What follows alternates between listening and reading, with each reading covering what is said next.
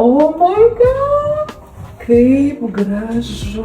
Labai paprastai pasakysiu, kodėl aš nusprendžiau prisiauginti garbanotus plaukus. Visų pirma, todėl, kad norisi apimties, todėl, kad norisi ilgio.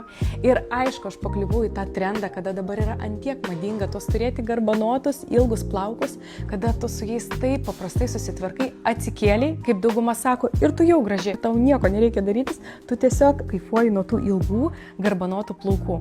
Ir taip, čia yra didžiausias Lietuvoje pasirinkimas įvairiausių plaukų. Atsižvelgdami į Vijolės plaukų struktūrą parinkome garbanotus plaukus ir maišėme net 3 atspalvius tam, kad išgauti būtent norimą toną, nes yra ir tamsesnių, ir šviesesnių highlightų.